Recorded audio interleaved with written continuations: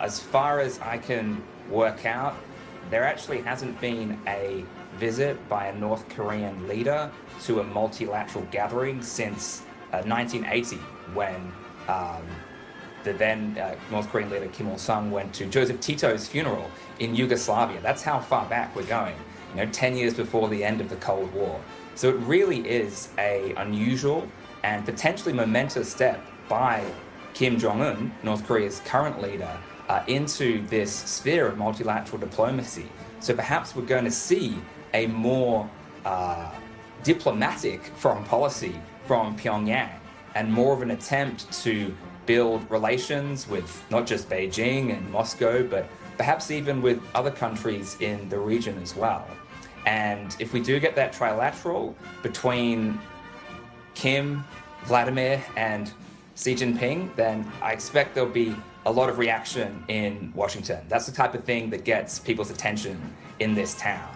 And it could risk a backlash, which maybe if you're sitting in Beijing right now, looking at all this military hardware going past, you're actually not so concerned about it. You're feeling pretty strong, and you're feeling like you have all of this military power, but also economic power and diplomatic power as well.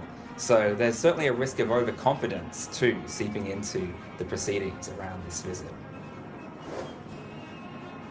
Kim Jong Un also bringing his daughter along on this trip.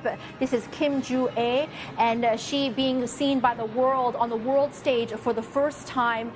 This, in my opinion, of course, some other experts saying that this should be taken seriously. This is the diplomatic training that Kim Jong Un himself did not have. I want you to weigh in on this. So what is the takeaway from her being present at this big military parade? This is a sign that Kim Jong Un considers her a potential successor in the decades ahead. I don't think he's about to step down, but this is his favorite child, I think his eldest child, and she is getting this experience. She's getting to meet world leaders as well. She's getting a first-class training in how to do diplomacy, especially compared to previous North Korean leaders, as you point out. So it really marks her out as someone to watch for political rather than just familial reasons in Pyongyang. We did see Narendra Modi very happy and content when he was up in Tianjin together with Vladimir Putin and President Xi, but he is clearly absent from the parade. What do you make of that he didn't stay back to watch this? It shows that the diplomacy between China and India is still a bit of a delicate dance. Certainly, New Delhi wants to hedge against friction in its relationship with the United States. We have 50% tariffs currently being placed on India by the United States. And if you're sitting in New Delhi, you want to make sure you have options. If your trade with the US, your investment with the US is going to go through some difficulties, then well, you're going to look to China, you're going to look to other big countries, to Russia, to try and fill that gap. And India's still buying oil from Russia. It's a developing country, wants to put getting cheap energy first so it can keep growing the economy, keep lifting people out of poverty. And so there's a clash there with the US focus on cutting off those payments and those purchases. So Modi wanted to go to the SCO. He's a part of that organization already. So there's not a kind of special diplomatic exception that's being made, or the whole commitment of a state visit where it's just China and India involved.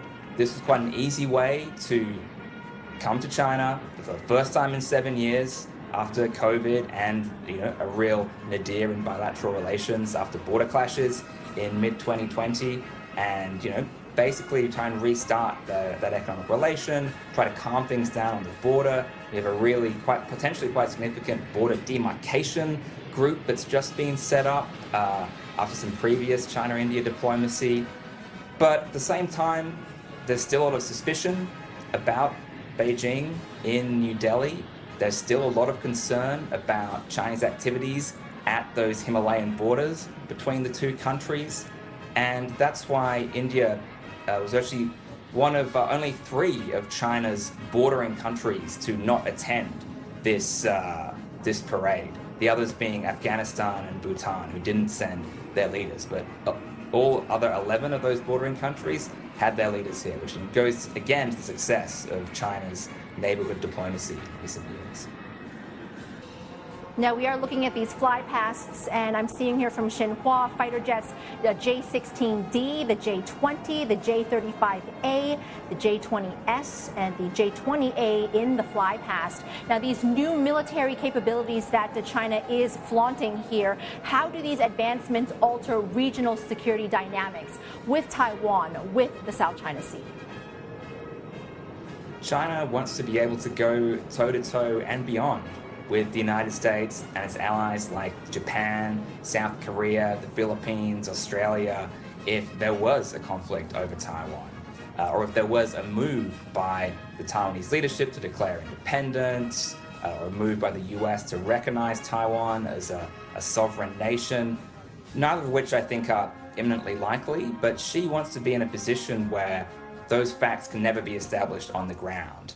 And that if they got to the point where they thought there was no hope of ever reunifying with Taiwan, that they could ensure they could make that happen. Again, I think we're a long way from that being Xi's #1 priority, but these types of big picture strategic goals take years, decades of planning, and she wants to have a modern military that's ready to be able to fulfill these tasks. Again, not because he actually wants to fight, but he wants to generate so much fear in potential adversaries that they don't fight.